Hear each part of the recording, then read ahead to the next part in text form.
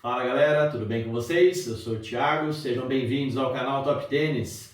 Se você deseja jogar mais duplas de uma maneira muito mais eficiente e inteligente, esse vídeo hoje é para você. Então, se esse assunto te interessa, fica comigo até o final do vídeo, que é sobre isso que nós vamos falar hoje. E por favor, não se esqueça, se inscreva no canal, ative as notificações, pois dessa maneira você ajuda bastante o nosso canal a continuar crescendo e não perde nenhum conteúdo que coloco para vocês aí semanalmente, beleza? Então, bora lá pro vídeo, vamos começar.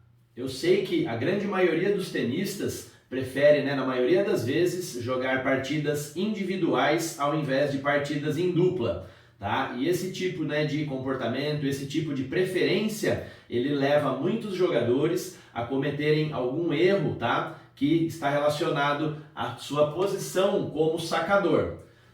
No cenário individual de partida, eu sei que você é o responsável em fazer a cobertura total da quadra, certo? Então faz muito mais sentido quando você está sacando que você fique posicionado mais próximo do centro da quadra, pois é você que precisa correr atrás da bola, independente de seu adversário jogar a bola na sua direita ou na sua esquerda.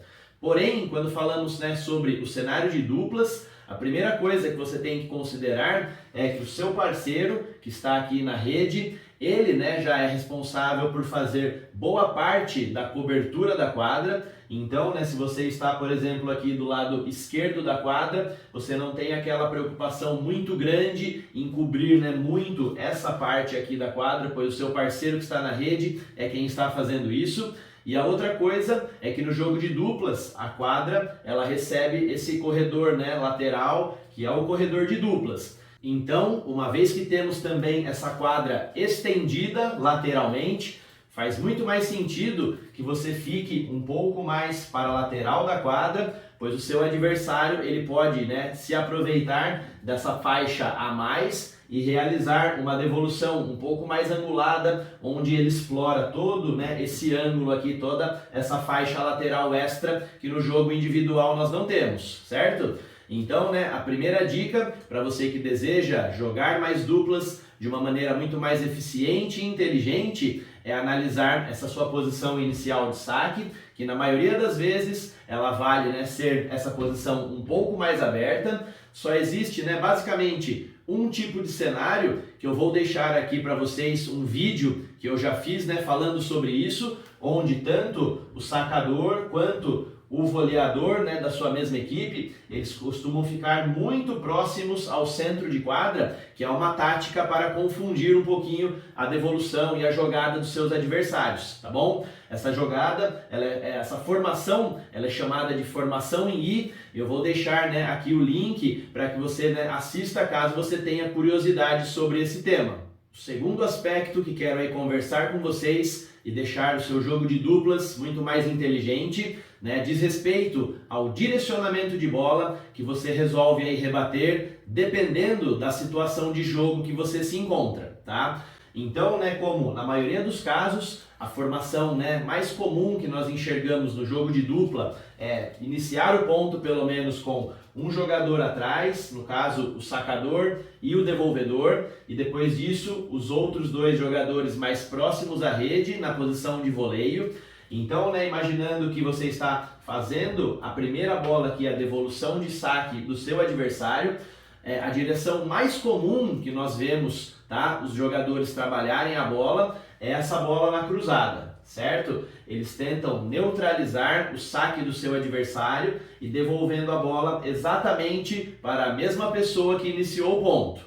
Esse tipo de devolução é a devolução provavelmente mais utilizada entre os duplistas, tá? Mas a coisa principal que eu quero que você se lembre para decidir se você vai devolver essa bola na cruzada ou na paralela, e mesmo depois, durante a troca de bola, na sequência do ponto, é o seguinte, tá? Toda vez que você se encontrar numa situação um pouco mais defensiva ou numa situação um pouco mais neutra, como por exemplo, que eu estava dando aqui, no caso de uma devolução de um primeiro serviço do seu adversário. Concorda que no primeiro saque, provavelmente o seu adversário ele vai sacar com mais peso, ele vai sacar com mais ofensividade, então né, seria um erro você já tentar sair atacando de cara a sua devolução. Então, né, se você está numa situação neutra ou numa situação defensiva, o objetivo é que você continue rebatendo essa bola na cruzada, né?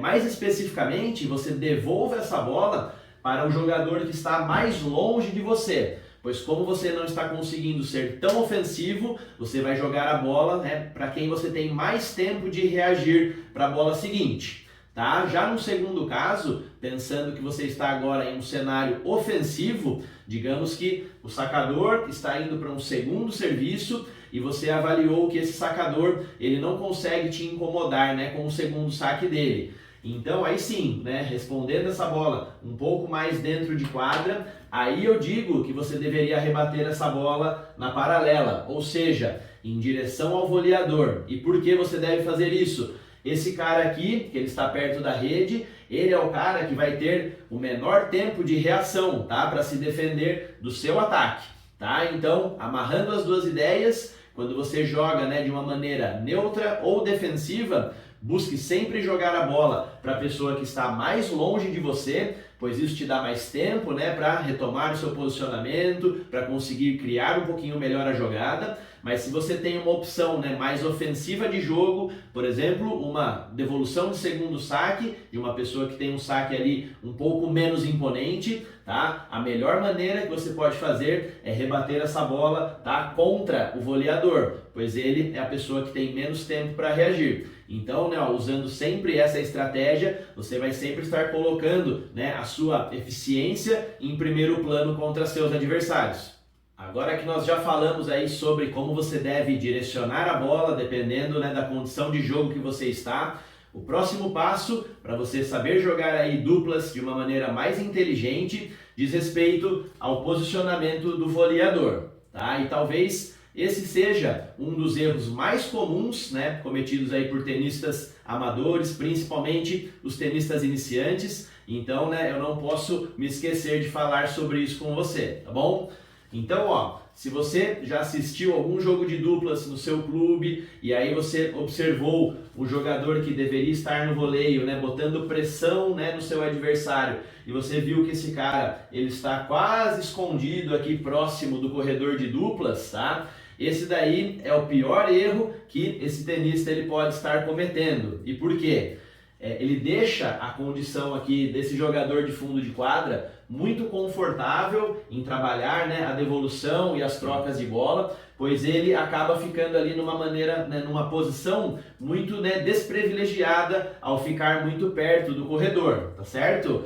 Então, né, imaginando que a maioria das bolas, né, num jogo de tênis, elas acabam passando por essa região um pouco mais central da rede, não faz sentido nenhum você ficar nessa posição de quadra defendendo totalmente, né, a paralela e deixando aqui, né, 90% da quadra para o seu parceiro ter que ficar correndo atrás da bola e, além disso, deixar esse jogador aqui muito mais tranquilo, sem se preocupar com você aqui, né, que está escondido à lateral da rede. Tá? Então, a primeira coisa que eu quero que você pense e mude aí no seu posicionamento como voleador é que você se aproxime, né, bem da região central aqui da área de saque. Pois dessa maneira você vai conseguir cobrir a lateral da quadra e também você vai ser agora, né, uma pessoa que vai causar muitas preocupações para o jogador do fundo de quadra, porque se ele falhar, né, em rebater essa bola bem angulada, essa bola passar um pouco mais próxima do centro da rede, você vai ser capaz de interceptar essa bola com muito mais facilidade. Então, ó, sabendo que essa posição é uma posição inicial muito boa para você ficar dentro da rede, a outra coisa que eu quero que você se lembre sempre, e aí se você lembrar, né, disso, você vai ter ali sempre muito mais facilidade em incomodar demais os seus adversários, é a seguinte relação. Imagine que você que está na rede e a bola tem uma relação muito parecida com dois ímãs, tá? Que se atraem. Então, a posição, né, e a movimentação do voleador, ela tem que ser uma movimentação flutuante. Então essa posição, ela não é uma posição fixa, ela é uma posição inicial e você vai sempre se movimentar seguindo a bola, como se fosse um imã, tá? Então, se o seu parceiro no fundo de quadra rebater uma bola mais próxima do centro da quadra, você pode também fechar um pouquinho mais a rede mais próxima do centro, tá? Pois daqui dessa posição, seu adversário ele vai ter um pouco mais de dificuldades. Se ele quiser rebater uma bola na paralela, concorda? Essa bola ela faz uma linha um pouco mais reta, tá? Dificilmente ele vai conseguir bater essa bola daqui e fazer uma trajetória desse jeito, aonde ele consegue tirar, né, demais a bola de você. Então, né, se ele rebater próximo do centro de quadra, você sai do meio aqui, do retângulo da área de saque e também fecha um pouco mais a rede pelo centro dela. Caso contrário, se ele rebater, né, uma bola tirando o adversário para a cruzada, uma bola bem mais angulada, você estava aqui, mas lembre-se, você e a bola têm aquela relação parecida com o imã. Então, se a bola foi ali para o lado direito seu, significa que você também deve se movimentar um pouquinho para o lado direito. E aqui, dessa posição, deixa eu só apagar aqui para ficar mais fácil para você, né, verificar. Então, ó, dessa posição aqui de fora de quadra, concorda? Se seu adversário rebater uma bola vindo aqui por fora para a paralela, você de novo está um pouquinho mais perto da bola. E se ele rebater uma bola, né, mais angulada, aí sim, o seu parceiro ele faz uma relação diferente, tá, da relação do imã, pois daqui o adversário consegue ter também um ângulo maior. Então o papel do seu parceiro é vir um pouco mais para fora quando ele angula essa bola. Mas você que está na rede sempre tem o papel de movimentar, né, ó, lá na posição da quadra, como se você e a bola fosse um imã, seguindo a bola, tá? A bola foi funda, você vai para frente e aproxima da rede. A bola do seu adversário foi curta, o seu adversário tem chances de atacar, então você recua também um pouco mais para conseguir ali equiparar, né, essas distâncias e conseguir responder melhor a bola. Seu adversário jogou uma bola bastante angulada para a direita, você movimenta para a direita e vice-versa, assim para a esquerda também, tá bom? Então não se esqueça dessas duas dicas principais. A posição de saída, mais perto aqui do retângulo, né, para fechar também o centro de quadra, e depois essa movimentação flutuante do voleador, tá? Essas duas coisas em conjunto vão te fazer chegar muito melhor na bola e incomodar muito mais os seus adversários, né, do fundo de quadra. Se você está curtindo esse vídeo, faz um grande favor para mim, para rapidinho, deixa um like aí para o nosso vídeo, isso é muito importante para que o YouTube, né, ele acabe ali distribuindo muito mais o nosso material para mais e mais tenistas. E também, se for o caso, já compartilhe o nosso conteúdo para o seu parceiro de dupla, para que ele fique aí bastante inteirado e que ele saiba tudo o que você está planejando em fazer na hora que vocês entrarem dentro de quadra, beleza? Outra coisa que eu não posso me esquecer de falar para vocês é o seguinte: se você tem bastante dificuldades em algum tipo de movimento do jogo de tênis e você quer que eu faça uma análise biomecânica, seja do seu saque, do seu forehand, do seu backhand, eu vou deixar para vocês um link aqui na descrição do vídeo para que você me procure e que eu ofereça esse serviço, tá bom? De fazer uma análise e apontar ali os principais erros que você possa estar cometendo e assim fazer com que o seu jogo evolua muito tecnicamente.